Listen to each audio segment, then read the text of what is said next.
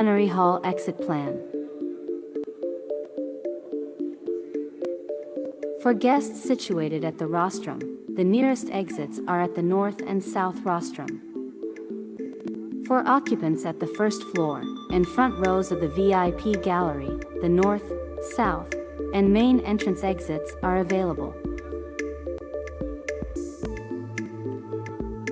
For occupants at the VIP gallery, the main entrance and north and south VIP exits are available.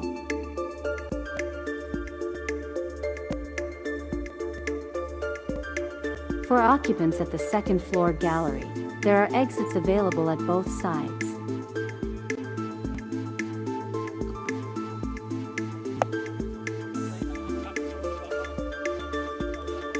For occupants at the third floor gallery, there are available exits at the east and west sides.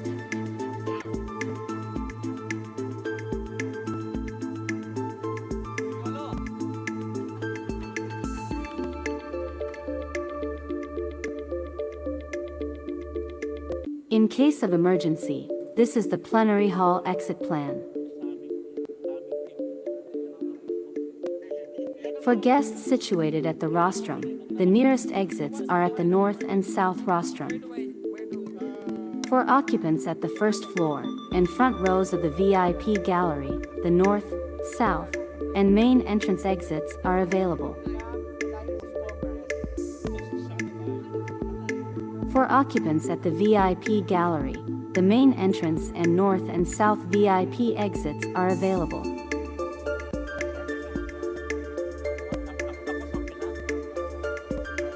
For occupants at the second floor gallery, there are exits available at both sides.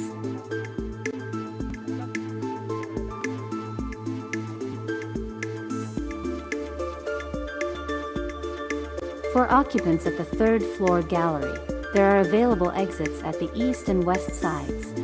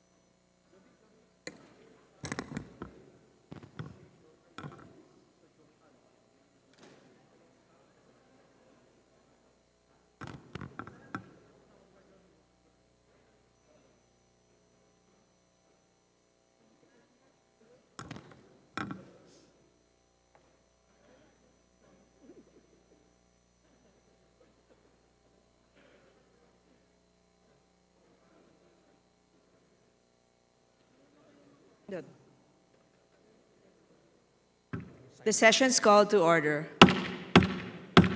Please rise for the singing of the national anthem. Bayang magiliw, perlas ng silanganan, alam ng puso, sa titik mo'y buhay. Lupang hinirang, duyan ka ng magiting, sa manlulupig, di ka pasisingil, sa dagat at bundok, sa simoy at sa langit ng baghaw, may nilang ang tula at awit sa paglayang minamahal. Ang kislap ng watawat mo'y tagumpay na nagtitigil, ang bituin at araw niya kailan pang may magdidilim. Lupa ng araw ng walamig pagsinta, buhay ay langit sa piling mo. Aming ligaya na pag may mga ating at mamatay ng dahil sa'yo. Please remain standing for the invocation to be delivered by the Honorable Ed Christopher Go. A minute of silent prayer.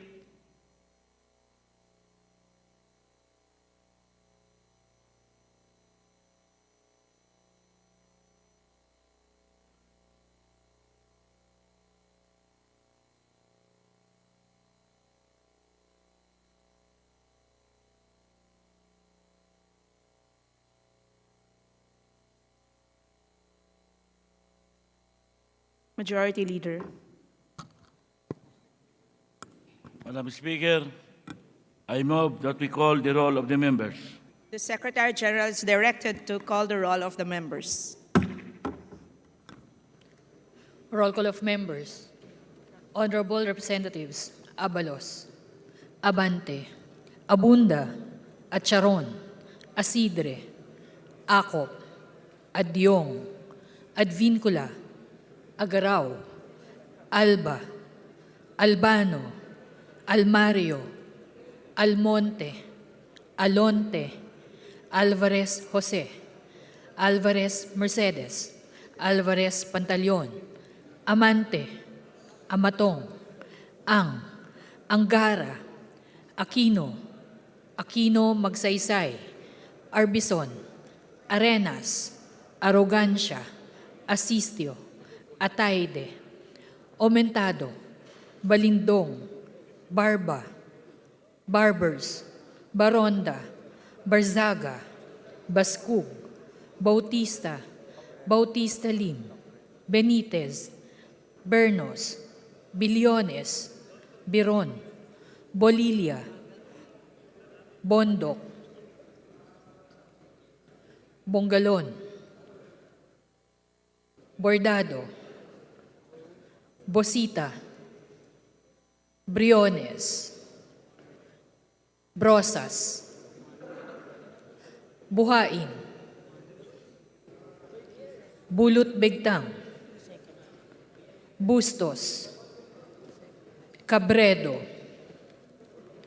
Cagas, Kahayon Uy, Calderon, Calixto, Campos, Kawagdan, Cardema, Cari, Castro Franz, Castro Jane, Celeste, Chan, Chato, Chua, Chungalaw, Ko Angelica Natasha, Ko Elizaldi, Ko Pilar, Ko Juanco Jaime Eduardo Mark, Ko Juanco Mark, Colada, Colliantes, Corvera,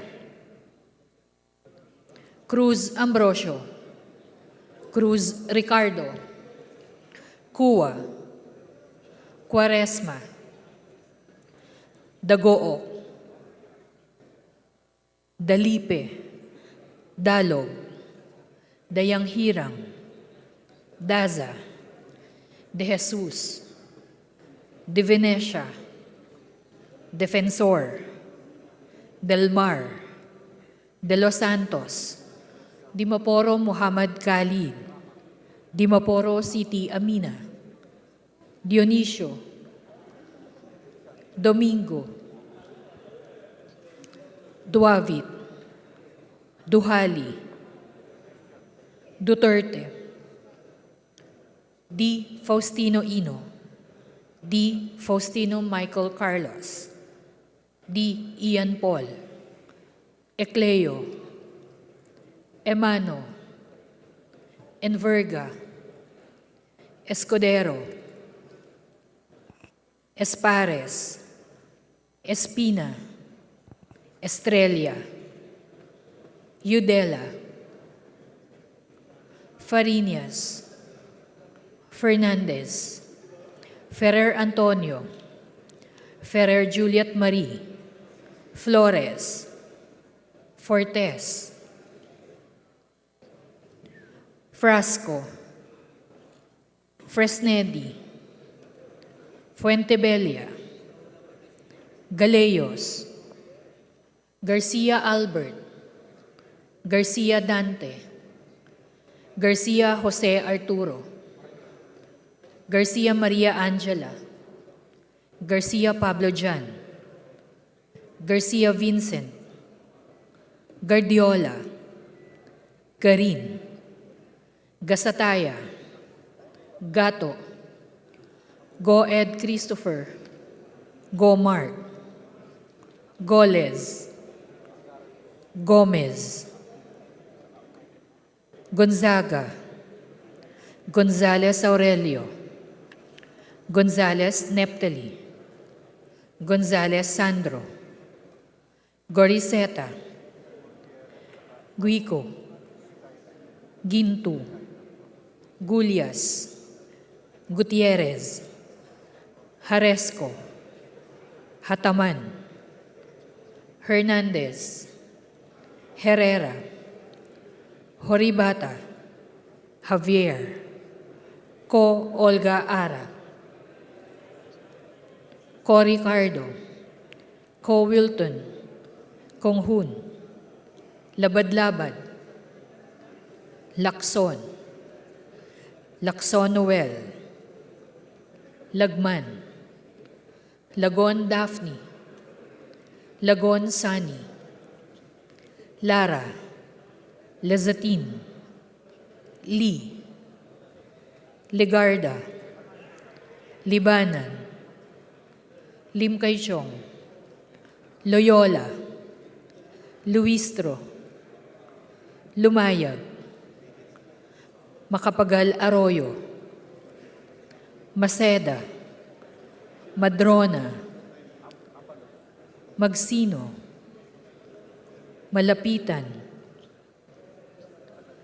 Mangawang, Manikis, Manuel, Maranyon, Marcoleta, Marcos, Mariano Hernandez, Marino,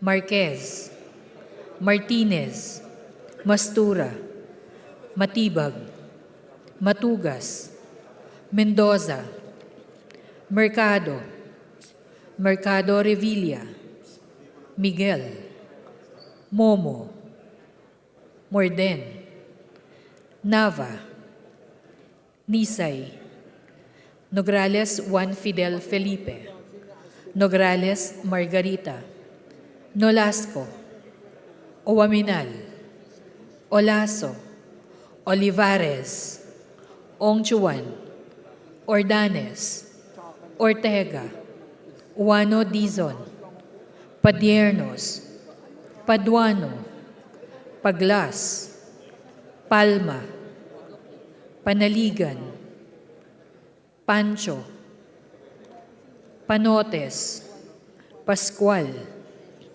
Peña, Pimentel, Plaza, Pleito, Primicia Sagabas, Pumaren, Puno, Kimbo, Rama, Recto, Regencia, Remulla, Revilla Brian, Revilla Ramon Jolo, Reyes, Rillo, Rivera, Robes, Rodriguez Eulogio, Rodriguez Rufus, Roman, Romero, Romualdez Ferdinand Martin, Romualdez Yeda Marie, Romualdo, Romulo, Roque, Sakdalan,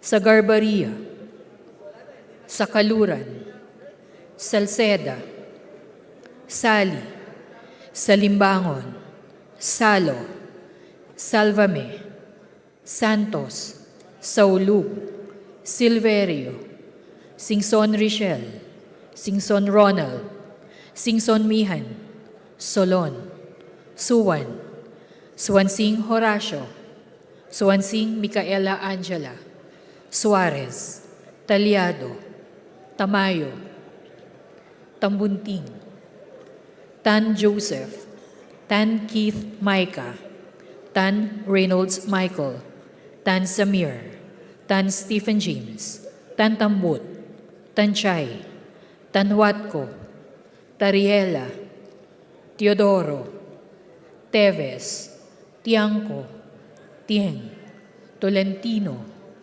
Tulfo Erwin, Tulfo Jocelyn, Tulfo Ralph Wendell, Tupas, Totor, T, Umali, Unabia, Ungab, Uy, Valeriano, Valmayor, Vargas, Vargas Alfonso, Velasco, Veloso Tuazon, Vergara, Verzosa, Villa, Villaferte Luis Raymond, Villaferte Miguel Luis, Villanueva, Villar, Villaraza Suarez, Villarica, Villago, Yamsuan, Yap Christiantel, Yap Christopherson, Yap Edvic, Yap Eric, Yu Divina Grace, Yu Jazel Victoria, Yulo, Zamora Amparo Maria,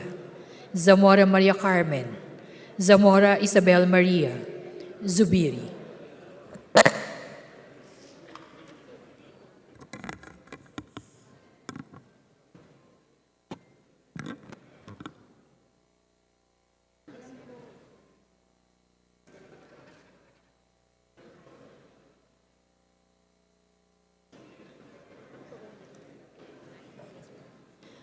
Madam Speaker, the roll call shows that 209 members responded to the call. With 209 members responding to the call, the chair declares the presence of a quorum. Majority Leader. Madam Speaker, I move that we defer the approval of the journal of the previous session. There is a motion. Is there any objection? The chair hears none. The motion is approved. Majority Leader. Madam Speaker, I move that we now proceed with the reference of business and request that the Secretary General be directed to read the titles of bills, resolutions of first reading, as well as communications and committee reports. The Secretary General is directed to read the bills, resolutions, communications, and reports. Reference of business. Bills on first reading. House Bill 9591, mandating the inclusion of digital literacy education as a course in elementary, secondary, tertiary, and technical vocational education curriculum in all public and private schools, colleges, and universities, by Representative Copilar. To the Committee on Basic Education and Culture and the Committee on Higher and Technical Education. House Bill 9595, upgrading the Eastern Bicol Medical Center in Verac, Catanduanes to a tertiary level hospital attached to the DOH, by Representative Rodriguez Eulogio. To the Committee on Health. House Bill 9596, amending the Civil Code of the Philippines to include academic educational institutions, by Representative Santos. To the Committee on Revision of Laws. House Bill 9597, adjusting the minimum amount for death indemnity, moral and exemplary damages under the Civil Code of the Philippines, by Representative Santos. To the Committee on Revision of Laws. House Bill 9598, defining the crime of cadaver desecration by Representative Santos. To the Committee on Justice. House Bill 9599, requiring employers to inform their employees of their rights, benefits, and privileges under existing laws and company policies or employment contracts by Representative Santos. To the Committee on Labor and Employment. House Bill 9600, mandating salary offer transparency in job advertisements, prohibiting inquiry on employees' salary history by Representative Santos. To the Committee on Labor and Employment. House Bill 9603, declaring every second day of March of every year as Philippine-Norway Friendship Day, commemorating the 75th anniversary of the diplomatic relations between the Philippines and Norway, by Representative Maceda. To the Committee on Foreign Affairs. House Bill 9604, establishing a school break sports program, by Representative D. Faustino Michael Carlos. To the Committee on Youth and Sports Development. House Bill 9605, establishing a College of Medicine in the Polytechnic University of the Philippines, Quezon City Branch, by Representatives Tulfo Ralph Wendell, Tulfo Jocelyn, and Tulfo Erwin. To the Committee on Higher and Technical Education. House Bill 9606, providing for the revised Government Auditing Code of the Philippines, by Representative Salceda. To the Committee on Revision of Laws. House Bill 9607, granting risk welfare benefits to nurse educators in the public and private sectors, by Representative Marcos. To the Committee on Health. House Bill 9608, rationalizing the Ancestral Lands Administration Education process, amending the Indigenous Peoples' Rights Act of 1997, by Representative Romualdo. To the Committee on Indigenous Cultural Communities and Indigenous People. House Bill 9609, to institute policies and systems to address climate change, by Representatives Chato, Lim Kay Chong, Cabredo, Veloso Tuazon, Yap Christiantel, and Alba. To the Committee on Climate Change. House Bill 9611, amending the Philippine Psychology Act of 2009, by Representative Bondoc. To the Committee on Civil Service and Professional Regulation. Resolutions. House Resolution 1483, congratulating and commending Ms. Michelle Daniela Marquez D. for being part of the top 10 of 2023 Miss Universe pageant, by Representative Olivares. To the Committee on Rules. House Resolution 1484, recognizing, congratulating, and commending Alea Ayel Aguilar for winning the gold medal at the 2023 Abu Dhabi World Professional Jiu-Jitsu Championship in the United Arab Emirates, by Representative D. Faustino Michael Carlos. To the Committee on Youth and Sports Development. House Resolution 1485, recognizing, congratulating, and commending Filipino Paralympic athletes for winning 10 gold, 4 silver, and 5 bronze medals at the 4th Asian Paragames held in Guangzhou, China, by Representative D. Faustino Michael Carlos. To the Committee on Rules. House Resolution 1486, directing the Committee on Public Accounts to conduct an investigation on the alleged irregularities surrounding the new Mabalacat City Government Center project, by Representatives Jesus and Fernandez. To the Committee on Rules. House Resolution 1487, directing the Committee on Transportation and Committee on Public Accounts to conduct a joint inquiry on the grossly underpriced leased or concessionaire contracts entered into by the Manila International Airport Authority over the real properties owned and administered by the MIAA, by Representative Romualdo. To the Committee on Rules. House Resolution 1488, congratulating and commending the Tri-SND Barracuda of Lanao del Norte for winning as the overall champion in the Ironman 70.3 Asia Tri-Club Championship, by Representative Dimaporo City Amina. To the Committee on Youth and Sports Development. Communications. Various email letters and reports submitted by local government chief executives and officials regarding their fund utilization and status of program project implementation of the Local Government Support Fund. To the Committee on Appropriations. Committee Report. Committee Report 872, submitted by the Committee on Natural Resources and House Bill 9610. Committee Report numbers 873 and 874, submitted by the Committee on Health and the Committee on Appropriations on House Bill numbers 9623 and 9624, respectively. The aforementioned committee reports are all referred to the Committee on Rules. Majority Leader.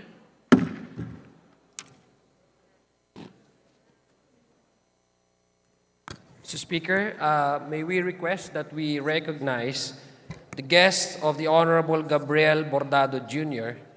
Of the 3rd District, Camarines Sur, and they are faculty members and students from the University of the Philippines, Los Baños College of Public Affairs and Development's graduate class in Public Policy and Program Administration, namely Assistant Professor Eileen Lapitan, Dr. Maria Luz Malabayabas, Mr. John Vincent Bucal, Batallones Chel Hennessy, Bautista Carissa, Bendanya Don Ramti, Bitonio Gerald, Cayaon Carmel, De la Cruz Abigail, De la Cruz Patricia, Gulangan Eleonor, Largo Ian Jonathan, Malihan Edmond, Nambong Shairin Jera, Ocampo Christian Ann, Pulintan Maria Cristina, Preto Junel, Razal Aiza Marie, Razal Luigi Lorenzo, Rodriguez Merlita Aurea, Rodriguez Emerson, Reforba Maricris, Rosero Daniel, Triunfante Kalayaan, Tuano Sara Joy, Umali Arajil, and Manas Juan Carlo. To the guests of the Honorable Gabriel Bordado from the 3rd District of Camarines Sur, from the University of the Philippines, Los Baños College of Public Affairs and Development's graduate class in Public Policy and Program Administration for Development, welcome to the House of Representatives.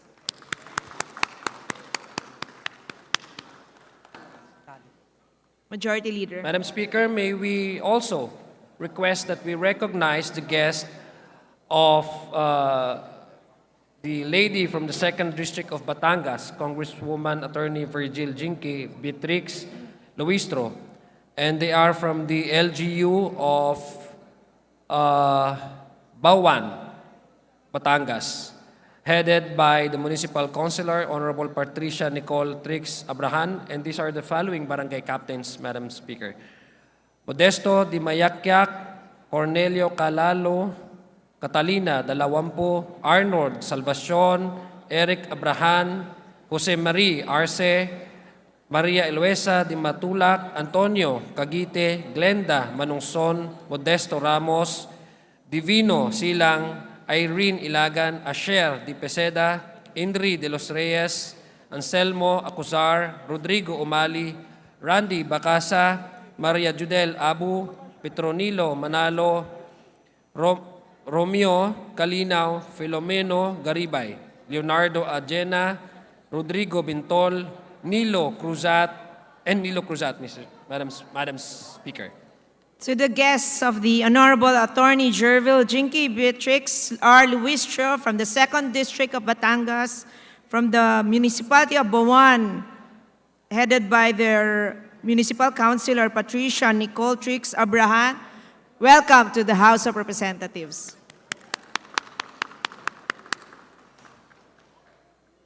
Majority Leader. Madam Speaker, may we also request that we acknowledge the guests of Congresswoman Milagros Aquino Magsaysay of the United Senior Citizens Party List, and they are the president of their group, President Jaime Pascual de la Cruz, ASEC Rosie Barrera, Dani Barrera, Maria Clara Jacinto, Elpidio San Jose, Feli Adriano, Rose Mercado, Clemente Labao, Teodora Reyes, Ditas Chongson, Edgar Chongson, Dori Guevara, Ruby Velarde, Agripina Bautista, Adoracion Belmonte, Narsing Cardenas, Evelyn Silva, Nancy Enriquez, Merla Binuya, Marcelino Mendoza, Rolando Villanueva, Flor Tamayo, Gloria Cruz, Estelita Mariano, Noemi Roque, Julieta Sales, Emily Cruz, Roland Morales, Mon Villafina Pagya, Ellen Wicoco, Estrella Quezon, Malu Alvarez, Gilda Lopez, Susan Dilara, Emilita Roberto, Zenaida Galvez, Amelia Magpayo, Leonor Martin, Manuel Labao, Michelle Pagsibigan, and Vilma Ocampo. To the guests of the Honorable Milagros Aquino Magsaysay from the United Senior Citizen Party List, headed by its President Jaime Pascual de la Cruz, welcome to the House of Representatives. Majority Leader. And lastly, Madam Speaker, may we again request that we acknowledge the guests of the Honorable Congressman from the Lone District of Tawi-Tawi, Honorable Demsar M. Sali, from the Ministry of Basic and Higher Technical Education of the BARM. And they are Lermalin Salas Sagungot, Schools Division Superintendent, Rakman Sarapuddin, Kadzramin Sarapuddin, Tatsmahar Al-Sad, Jovita Tan, and Arsima Ahmad.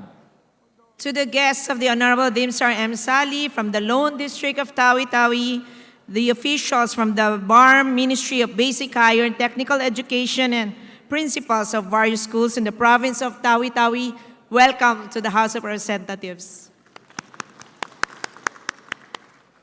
Majority Leader. Madam Speaker, with leave of the House, I move that we open the privilege hour. There is a motion. Is there any objection? The chair hears none. The privilege hour is now open. Majority Leader. Madam Speaker, I move that we suspend session for a few minutes. Session suspended.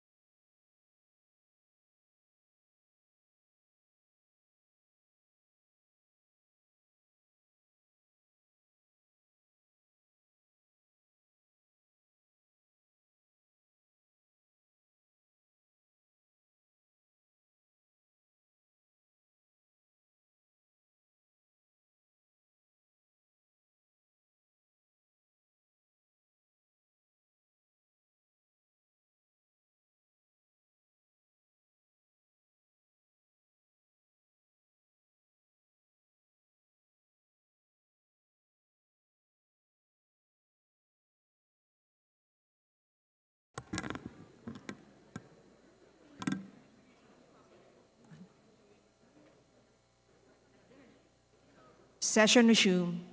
Majority Leader. Madam Speaker, I now move that the gentleman from Kabataan Party List, the Honorable Raul Manuel, be recognized to avail the privilege hour.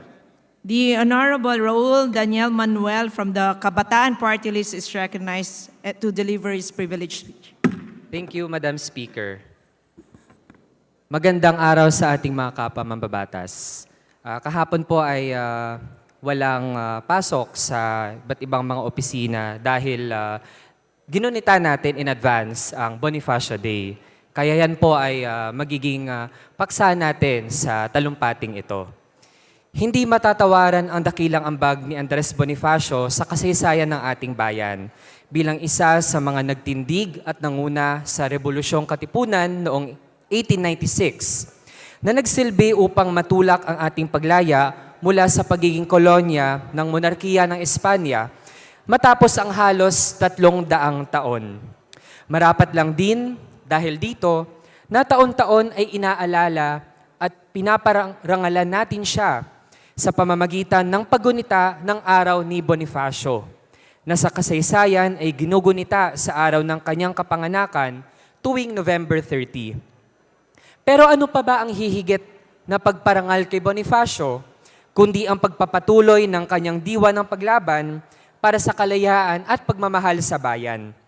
Kaya naniniwala ang mga kabataan na kung makikita ni Bonifacio ngayon ang napakarami at iba't ibang forma ng pagpapakita ng kabataan ng ating pagmamahal sa ating bayan mula sa maraming forma ng volunteerismo, kolektibismo, at militanteng pakikibaka, siya ay masisiyahan sa inabot ng diwang makabayan niya. Magbabahagi kami ng ilang kwento ng mga kabataang bitbit ang ganitong diwang makabayan ni Bonifacio. Si Kenneth Rementilla, 25 taong gulang, ay isang kabataang aktivista, manggagawang pangkultura, at tagapagtanggol ng karapatang pantao. Si Rementilla ay isang mag-aaral ng Development Communication sa UP Los Baños, kung saan siya ay nag-iisa sa mga editor ng UPLB Perspective, ang pahayagan ng mga mag-aaral sa campus, nulupikha ng multimedia content para sa nasabing pahayagan. Siya rin ay naging pangulo ng UP Film Circle ng UP Los Baños, na aktibong pinaglalaban ang advokasya para sa malayang pamamahayag. Sa panahon ng pandemya, sa kabila ng mga paghigpit sa paggalaw, siya ay nakapag-organisa ng mga mag-aaral upang ipahayag ang kanilang mga hinaing hinggil sa militaristikong paraan ng administrasyon ni dating Pangulong Duterte sa pagtugon sa hinaing ng mga tao sa panahon ng pampublikong krisis pangkalusugan. Bilang coordinator ng grupo ng kabataan na anak bayan sa Timog Katagalugan, si Rementilla ay nakilahok sa ilang independenteng investigasyon sa karapatang pantao at nagbigay ng humanitarian support para sa mga biktima ng paglabag sa karapatang pantao, kabilang si Kailin Casaw na 9 taong gulang na bata. Sa edad na 24 naman, isa pang halimbawa ng mga kabataang makabayan, si Jasmine Rubia ay aktivista para sa karapatan ng mga kababaihan at isang paralegal. Siya ay naging tagapagtaguyod ng karapatan at proteksyon ng mga kapwa babae at mga bata mula nang siya ay 18 na taong gulang pa lamang. Si Rubia ay isang mag-aaral sa kolehiyo nang siya ay sumali at naging coordinator ng Girls for Peace, isang network na nagtitipon at nagmomobilisa ng mga babae, at sila ay naglunsad ng mga kampanya para sa karapatang pantao at makatarungang kapayapaan. Si Rubia ay nandyan para isulong na hindi dapat matuloy ang pagbaba ng minimum na edad ng pananagutan sa krimen. Tinutulan din ang military mandatory training para sa mga mag-aaral, dahil ang mga ito ay magkakaroon ng malubhang implikasyon sa karapatan at kaligtasan ng mga kababaihan at batang babae. Si Jasmine Rubia, miyembro din ng United Church of Christ sa Pilipinas at nakipagtulungan sa mga lider ng simbahan at layunin sa kanilang ministeryo para sa mga mahihirap na komunidad. Bilang Secretary General ng Mothers and Children for the Protection of Human Rights, nanguna si Jasmine sa ilang independent investigation ng karapatang pantao at nagbigay din ng humanitarian support para sa mga batang babaeng biktima ng karahasan. Isa pang halimbawa, Madam Speaker, sa murang edad na 17, nagsimulang maglingkod sa masa si Hailey Picayo bilang human rights worker at tagapagtaguyod ng kapakanan ng mga magsasaka. Di kalauna naging tagapagsalita si Hailey Picayo ng Tanggol, Batangan, isang alyansa ng mga nagsusulong ng mga kapakanan ng mamamayan ng Batangas. Pangunahing nagbibigay ng legal na tulong ang kanilang alyansa at ipinagtatanggol din ang interes ng mga taga-Batangas sa gitna ng pananakot, panliligalig, at matinding militarisasyon sa lalawigan. Bago siya naging aktivista, si Hailey ay nag-aral sa De La Salle University, isang manunulat, isang kabataang artista, at isang ballet dancer. Siya ay anak na babae at isa ding kapatid na babae. Pero sa ngayon, Madam Speaker, ano po ba ang ginagawa ng kasalukuyang rehimen sa tatlong mga kabataang ito at marami pang mga kabataan na nagpapatuloy ng legasiya ni Andres Bonifacio? Binansagan sila at kinasuhan bilang mga terorista kahit wala naman silang ibang ginawa kundi ipamalas ang pagmamahal sa bayan sa iba't ibang forma para makapagsilbi sa kanilang kapwa. Sa ganitong mga kaso, nabibigyang katotohanan ang madalas na binabanggit, na kung buhay ngayon si Bonifacio, malamang siya din ay babansagang terorista.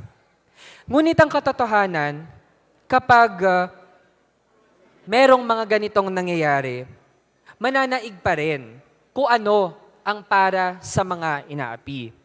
Kaya naman, ito ay lumitaw na doon sa dalawang desisyon ni Santa Rosa Associate City Prosecutor Christian Castro na nagbasura ng 5 grossly conflated complaints laban kay Tanggol Batangan spokesperson Hailey Pecayo na nilagdaan noong November 21 lamang. Ang mga desisyon na nagtalakay sa 5 reklamo para sa 2 bilang ng umano'y paglabag sa Section 4A and 4D ng Anti-Terrorism Law of 2020, 2 bilang ng mga paglabag sa Philippine Act on Crimes Against International Humanitarian Law, at ang tangkang pagpatay, kaso din ng tangkang pagpatay na nakapin laban kay Pecayo at 19 na iba pang mga tao, ay nakasentro sa mga maling testimonya ni Sergeant Jean-Claude Baharo and Corporal Ivan Neil Ogatis ng 59th Infantry Battalion ng Philippine Army at ang kanilang grupo ng mga yes men na tinaguriang rebel surrenderies. Sa pagtatangka ng 59th Infantry Battalion na ihagis ang lababo sa kusina, ika nga, isang sirko lamang ang kanilang pinakawalan. Ang kanilang makabagong rendisyon na makapili ang kanilang mga rebel surrenderies na naglabas ng hindi mapapatunayan at manipis na mga testimonya na humihila sa pangalan ni Hailey Pecayo at di kalaunan ay nagsama din sa iba pang mga human rights defenders na kabataan ng Southern Tagalog, kabilang si UP Student Regent 3rd nominee na si John Peter Angelo Garcia. Sila ay tinaguriang mga mandirigma di umano ng bagong hukbong bayan at sa pamamagitan ng mga pagtatalaga ng Anti-Terror Council ay tinuring silang mga terorista. Ang mga patotoong ito ay nararapat at makatwiran na pinawalang bisa ng korte. Malinaw po ang naging pagtutol ng representasyong ito sa pagsagasa sa anti-terror law ng rehimeng Rodrigo Duterte. At sa kasamaang palad, lahat ng ating mga pangamba na pagpahamak ng batas na ito sa demokratikong karapatan at kalayaan ng mga ordinaryong Pilipino ay unti-unting nagkakatotoo. Ilan pa bang mga kabataan na nagsasabuhay ng legasiya ni Andres Bonifacio ang kailangang masampahan ng mga gawa-gawang kaso at malagay sa panganib? Can the anti-terror law be reformed to be better? Tingin po natin, hindi. Dahil sa katotohanan, hindi naman terorismo ang kanyang sinusugpo, kundi ito ang kanyang pinapalagana pa nga. Terorismo ng Estado laban sa mamamayang Pilipino. Naninindigan tayo kasama ang mga biktima, kasama ang libo-libong mga Pilipino na dapat ibasura ang anti-terror law. Hindi kailanman makakatulong sa bayan ang pagpapatatag sa terror law sa kahit anong paraan. Sa bawat yugto ng kasaysayan ng lipunang Pilipino, binansagan ng nasa kapangyarihan ang sino mang titindig para sa katotohanan at pagbabagong panlipunan bilang mga salot sa lipunan. Binansagang aswang, diablo, erehe, filibustero, terorista. Mula kay Bonifacio hanggang kina Pecayo, malupit ang trato ng Estado sa mga makabayang Pilipino.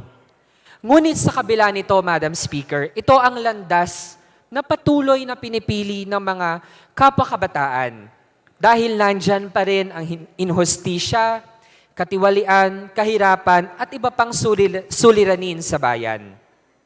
Ito rin ang nananatiling hamon sa bagong henerasyon. Huwag nating hayaang dungisan ng militaristang interes ang pinamanang patriotismo ni Bonifacio sa pagturing dito bilang simpleng pagsugod sa digma o pagsanib sa ating sandatahang lakas. Ang dalisay ng patriotismo ni Bonifacio ay hindi mahahanap sa mga uniforme lamang, pero sa buong tapang na pakikibaka kasama ang mamamayang api tungo sa pagkamit ng tunay na pagbabagong panlipunan. Sa mga kapwa ko kabataan, ating ipamalas ang pag-ibig sa tinubuang lupa dahil nandyan ang ating pagiging kritikal at ang ating kawalan ng takot sa gitna ng iba't ibang mga banta at atake. Patuloy nating paglingkuran ang sambayanan kahit pa sa harap ng tiranikong kapangyarihan. Mabuhay ang diwa ni Andres Bonifacio, mabuhay ang mamamayang lumalaban. Maraming salamat, Madam Speaker. Majority Leader. Madam Speaker, I move that we refer the speech of the Honorable Manuel to the Committee on Rules for its appropriate action. There's a motion. Is there any objection? The chair hears none. The motion is approved. Majority Leader. Madam Speaker, I move that the lady from Kalinga Party List, the Honorable Representative Irene Gay Saulog, be recognized to avail the privilege hour. The Honorable Irene Gay Saulug from the party list Kalinga is recognized for a privileged speech. Thank you, Madam Speaker. Honorable Madam Speaker, distinguished members, ladies and gentlemen, good afternoon. This November marks National Children's Month, a time of heartfelt celebration where we come together to cherish and honor every Filipino child whom we consider as the hope of our nation's future. As the celebration comes to close, let us draw our attention to a pervasive and extremely disturbing problem that continues to plague our society, the problem of child trafficking in the Philippines. Child trafficking is a threat that knows no borders. It is a terrible crime that violates the fundamental rights of children and leaves lasting scars on their physical, emotional, and psychological well-being. According to the 2022 Trafficking in Persons report by the United States government, approximately 50,000 Filipino children were employed as domestic workers in the Philippines, with nearly 5,000 of them being younger than 15 years old. This study reveals that a significant percentage of these children were exposed to dangerous working conditions, where they likely experience indicators of forced labor. Apart from child labor, sex trafficking remains a widespread problem in the Philippines. According to a study conducted by the International Labor Organization and the UNICEF, an estimated 60,000 to 100,000 children in the Philippines were involved in prostitution. These reports paint a grim picture of innocent children being exploited, abused, and forced into labor and sexual slavery. And so today, I stand before you with a heavy heart, compelled to address an issue that demands our collective attention and action. As members of this honorable Congress, it is our solemn duty to confront this disturbing reality with seriousness it deserves to ensure that every Filipino child is protected from the clutches of human traffickers. It is our sworn duty to ensure that the dreams and aspirations of every Filipino child are not shattered by the dire forces that seek to exploit them. Our duty is to work tirelessly to strengthen the safeguards that protect our children from these human traffickers. Madam Speaker, in order to address and prevent the pervasive problem of child trafficking in the Philippines, we must, and first and foremost, further strengthen our legal framework to ensure that perpetrators of these heinous crimes face swift and severe consequences for their unlawful and criminal acts. Our laws must serve as a powerful deterrent against the commission of these heinous crimes to send a clear message to the world that the Philippines do not tolerate the exploitation of the most vulnerable members of its society. And now, more than ever, the government must increase its effort to investigate, prosecute, and convict human traffickers.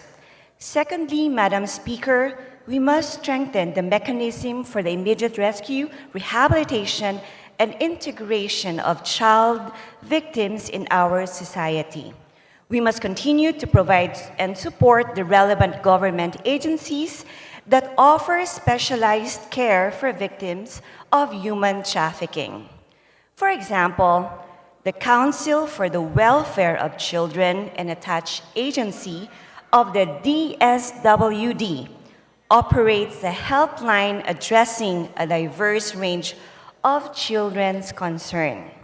From November 2022 to October 2023, it's Makabata, that stands for Mahalin, Kalingain ang Mga Bata Helpline, received 250 reports of their child rights violations through text messages, calls, and emails. Notably, 102 of these cases have been successfully closed, thanks to the timely intervention provided by the agency. Lastly, Madam Speaker, this representation believes that education is a powerful tool against child trafficking. By empowering our children through high-quality education, we equip them with sufficient knowledge and awareness to recognize and resist the snares laid by human traffickers. And as we educate our children, we must also invest in community programs that educate parents, guardians, and community at large on how to identify and address the risk factors that make our children susceptible to abuse and exploitation.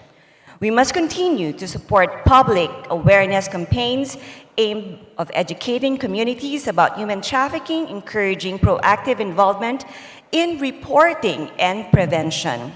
And as we observe this month-long celebration for National Children's Month, let us reflect on our solemn duty as legislators to protect the rights and uphold the well-being of every child in the Philippines. Together, let us build a future where every child in the Philippines can thrive in an environment free from horrors of child trafficking, an environment where their dreams and aspirations can flourish and where they can reach their fullest potential.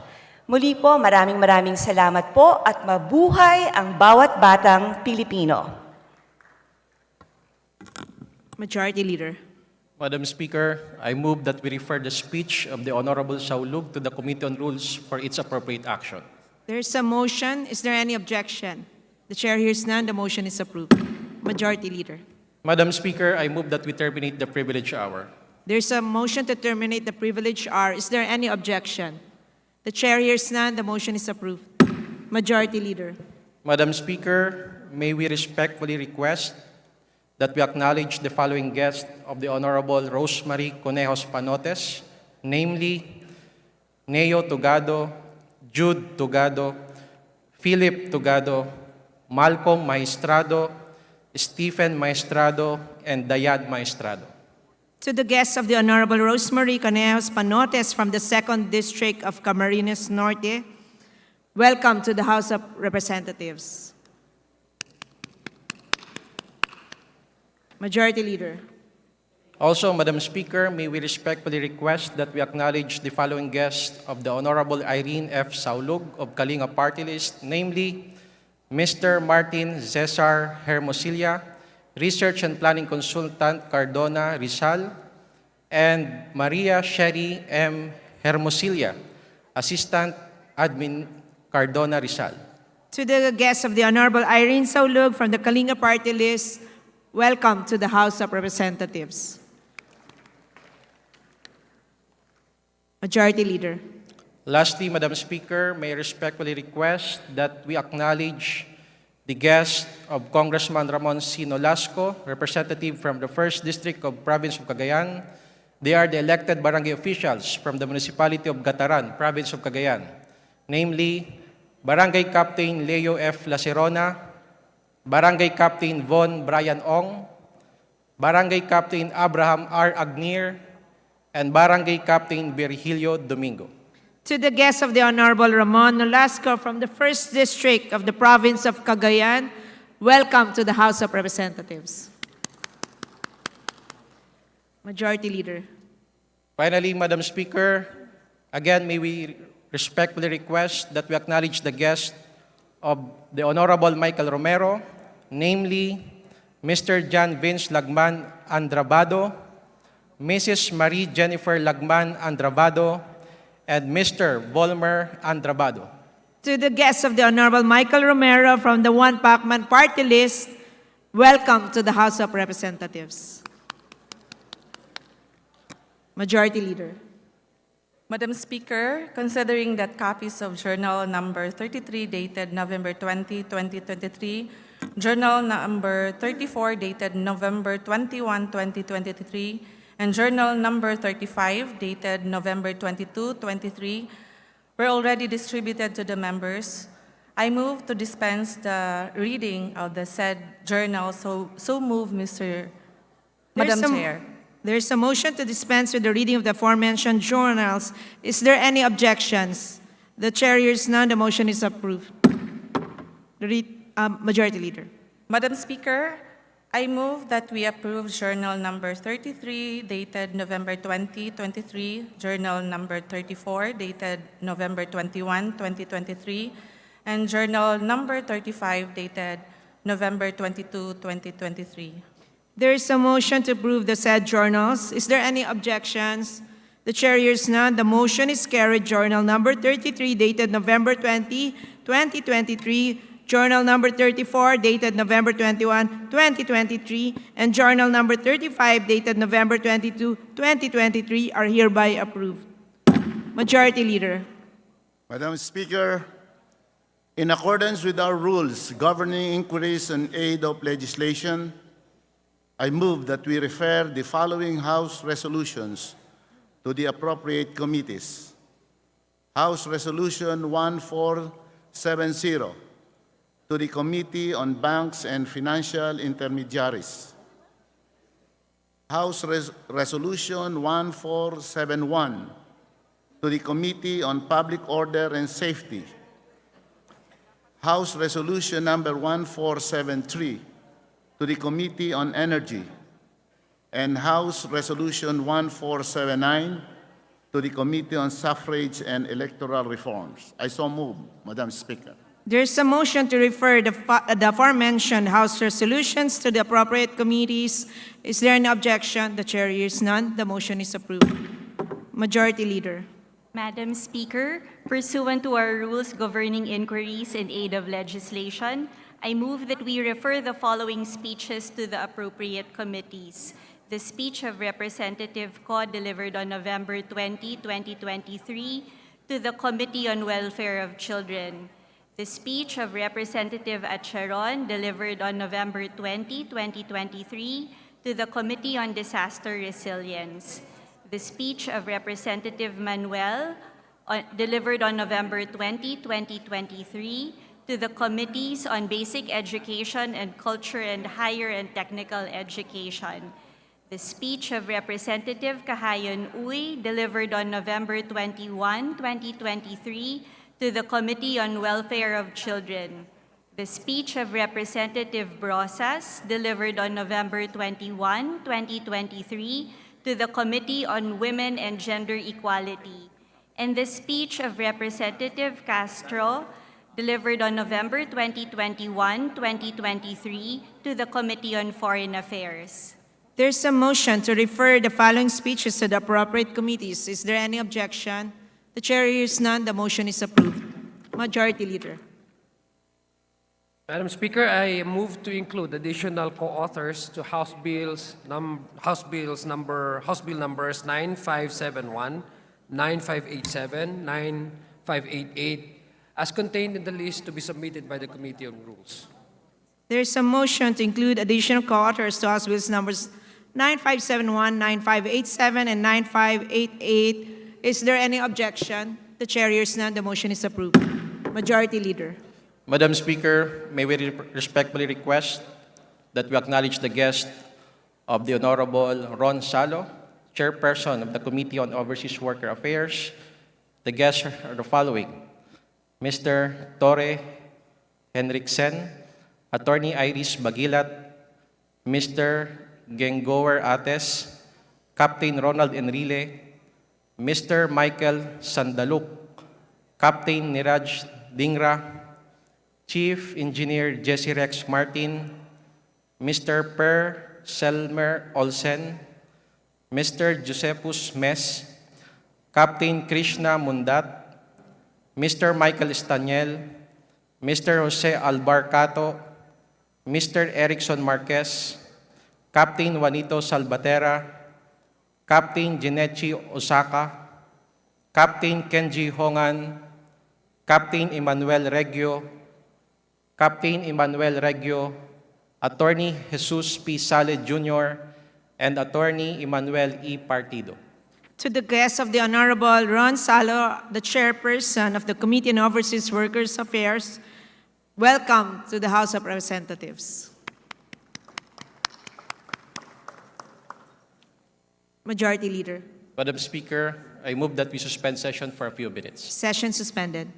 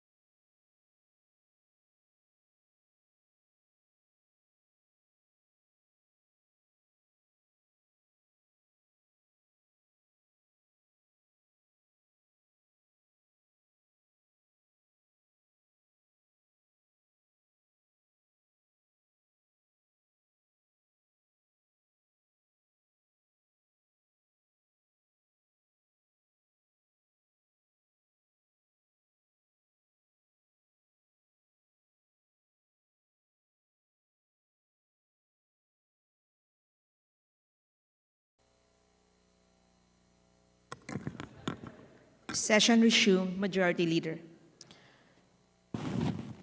Madam Speaker, we would like to recognize the guest of Congressman Marquez of the 1st District of Aklan and the guest of James Jojo Ang of Swag Ilonggo Party List. To come from the mayors, Mayor Calizo, Mayor Marifa Flores, Mayor Sucro, Mayor Refol Sr., Mayor Redison, Mayor Gubatina, Mayor Panambo, Mayor Templo Nuevo, Mayor Equina, Mayor Fernandez, Mayor Fuentes, Mayor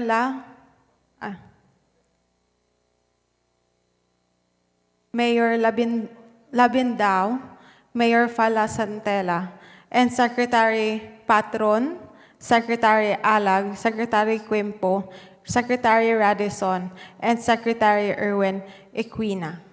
To the guests of the Honorable Carlito Lito Marquez from the 1st District of Aklan and the Honorable James Jojo Ang of Uswag Ilonggo Party List, the municipal mayors from the province of Aklan, welcome to the House of Representatives.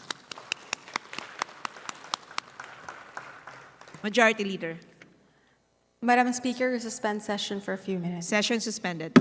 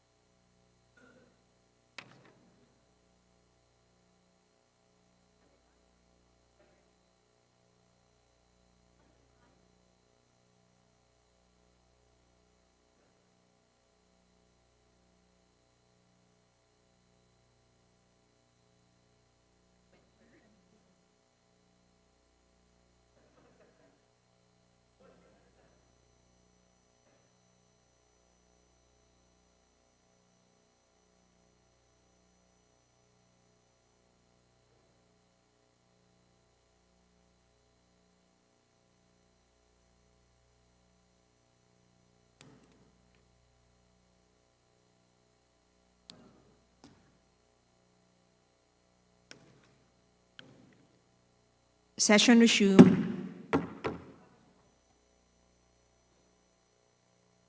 Mr. Speaker, Madam Speaker, Yes, the Honorable David Suarez, what is the nature of the matter on which you rise? I stand before this august chamber as a matter of question of personal and collective privilege. Yes, you may proceed. You have 10 minutes. Thank you very much, Madam Speaker. Madam Speaker, we stand on the shoulders of those that have gone before us. Men and women who have dedicated their lives to serve the House of Representatives. Men and women who carry with them the trust, the confidence, and the dreams of those that elected them. And upon these dreams and upon these trusts builds the very integrity of the House of Representatives. Tayo, mga mambabatas, ang tumatayong mga boses ng mga mamamayan sa ating bansa. Maging anumang distrito, reyon, sektor ka man na napapabilang. May agam-agam po ako, Madam Speaker, tungkol po sa isang video na napanood ko kaninang umaga. At doon po sa video na yon, na ipinalabas sa SMNI at 10:27 p.m., doon sinasabi that Speaker Martin Romualdez spent 1.8 billion pesos in traveling. At dinagdagan pa, baka nga hindi lang 1.8, mahigitan pa, kasama ng kanyang entourage. Ang tanong, is it true? Ang tanong, totoo ba ito? Did they even care to validate? Did they even care to ask? Did they even care to find out what really is the truth with regards to this matter? We are all public officials, and we are all open to criticisms and public opinion, and unfortunately, open to fake news. At ito pong pinalabas ng SMNI, isa po itong fake news. Hindi po ito totoo. Hawak-hawak ko po, Madam Speaker, ang statement mula sa ating Secretary General at kung maaari po, babasahin ko lang. It has come to our attention that there are malicious rumors regarding the supposed 1.8 billion traveling fund for Speaker Martin Romualdez. Let me be unequivocally clear. These claims are not only baseless, but are blatant attempt to spread misinformation and defame the Speaker's character. We categorically deny these false allegations and condemn in the strongest terms the propagation of such irresponsible and damaging news. This is a deliberate attack on the integrity of the House and a sad reflection to the lengths some individuals will go to undermine our democratic institutions. We demand immediate retraction and apology from those spreading those fake lies. Furthermore, we are exploring other options to hold accountable those responsible for this smear campaign. Our focus remains steadfast in serving this nation, and we will not be deterred by such underhanded tactics. Madam Speaker, a lie unchallenged attacks the very integrity of this institution. And it is necessary that we confront it with the truth, because that is the only way we will find out that these are nothing but baseless attacks, fake news, that destroy the very integrity and dignity of the House of Representatives that we are all members of.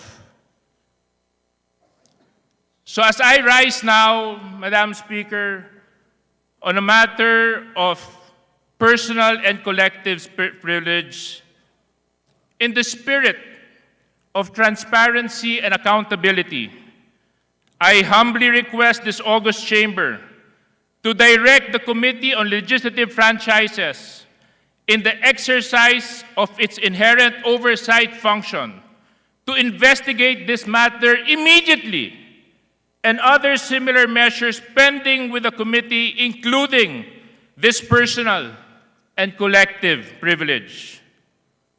Madam Speaker, unfortunately, we live in an environment of fake news. All of us are victims of fake news. And if we don't stand up, rise, and be heard, how will they know what the truth really is? Madam Speaker, for the time that you have given me to rise on this matter of personal and collective privilege, I would like to thank the House of Representatives, and I call on my colleagues to be one in this action for seeking the truth. Mabuhay po tayong lahat at maraming salamat. Majority Leader. Madam Speaker, I move that we refer the speech of the Honorable David Suarez to the Committee on Rules for its appropriate action. There's a motion. Is there any objection? The chair hears none. The motion is approved. Majority Leader. Madam Speaker, I move for a few minutes suspension. Session suspended.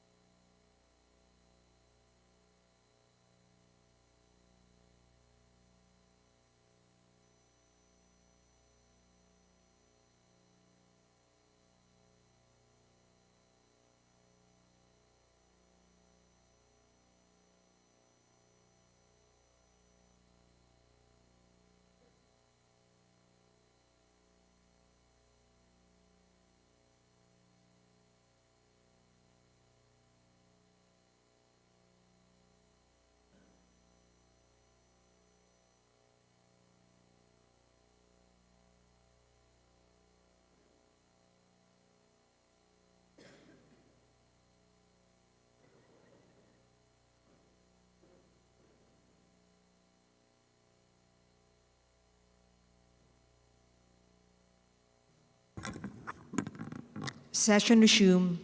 Majority Leader. Madam Speaker, may we respectfully recognize the guest of Speaker Ferdinand Martin Romualdez, Majority Leader Manuel Jose Manix Dalipe, Congressman Raul Boboy Tupas, and Congressman Jordin Jesus Romualdo.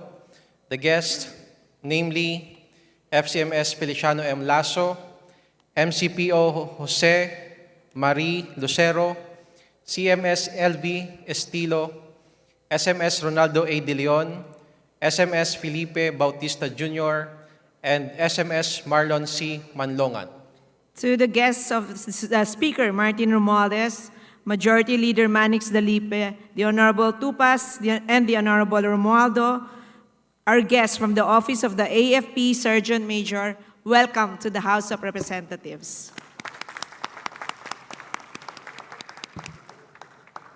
Majority Leader. Madam Speaker, I move for a few minutes suspension. Session suspended.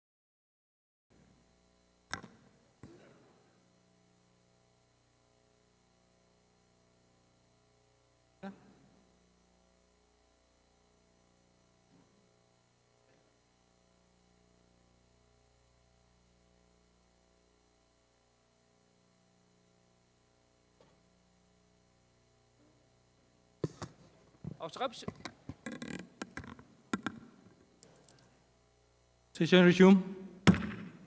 Majority Leader. Mr. Speaker, pursuant to our rules governing inquiries in aid of legislation and relative to the personal and collective privilege of the Honorable David J. Suarez delivered today, November 28, 2023, I move, Mr. Speaker, that the Committee on Legislative Franchises, in the exercise of its inherent oversight function, be directed to investigate this matter immediately this coming Thursday, November 30, 2023, and succeeding days, together with other similar measures pending with the committee. So I move, Mr. Speaker. Is there any objection? Chair hears none. The motion is approved. Majority Leader. Mr. Speaker, I move that we suspend session until tomorrow, November 29, 2023, at 3 o'clock in the afternoon. Is there any objection? Chair hears none. The session is suspended until tomorrow, November 29, 2023, at 3 p.m.